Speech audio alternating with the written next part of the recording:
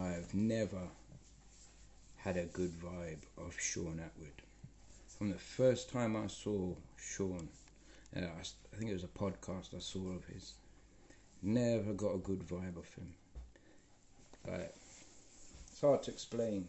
It's like a creepy, sleazy, something not right. You couldn't put your finger on it, but you just picked up a vibe. Do you know what I mean?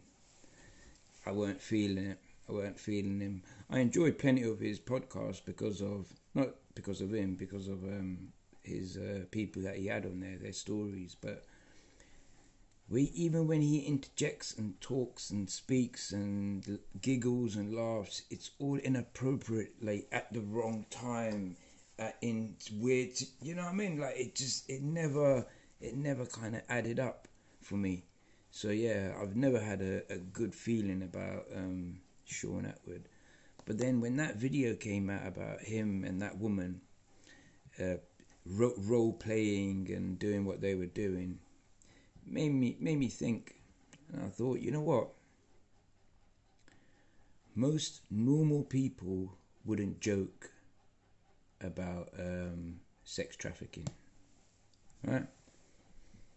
Most normal people wouldn't joke about sex trafficking, wouldn't role play it and do none of that, because they see the pain and the suffering of these children that they go through and the torment.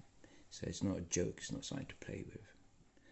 And there I make my point. He actually proved to me that he was a wrong one, and through that video is how he showed me that I was kind of right about him, because clearly we have different mindsets, because he made a joke about him and that woman, Carly, whatever her name is, made a joke about sex trafficking. And like I just explained, normal people don't make jokes about that.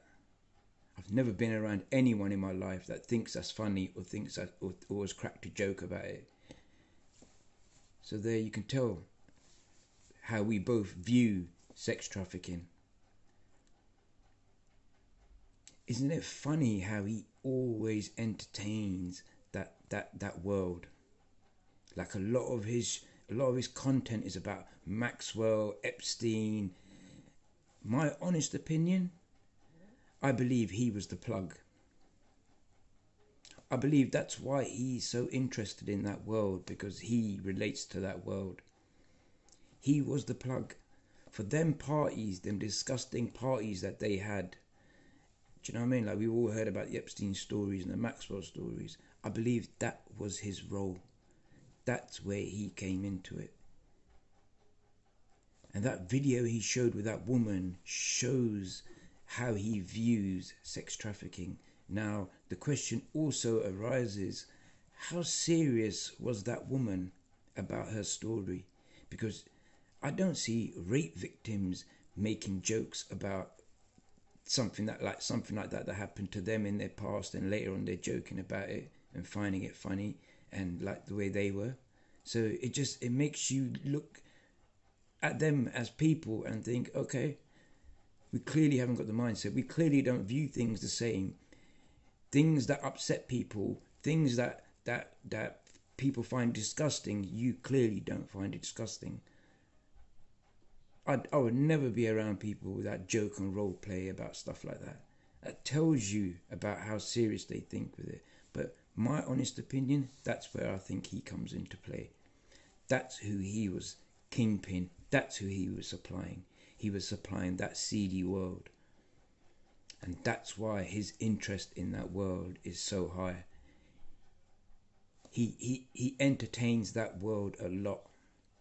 A lot of his content is to do with that seedy world, and my honest opinion is that's where he comes into it. That was what he was involved in. I would not be surprised if things come up about him soon or in the near future of him being involved, and evidence of him being involved in that world. Would not surprise me at all. So there's my view on Shaun Attwood. I enjoy some of his podcasts due to the people he's got on there. Nothing to do with him. I don't think he's a good interviewer. Like I said, I think he's sleazy. I think he's inappropriate sometimes. Just, you know what I mean? Like, he's trying to jump into podcasting, but I think his main interest is that world. Like, share and subscribe. We'll share some more opinions.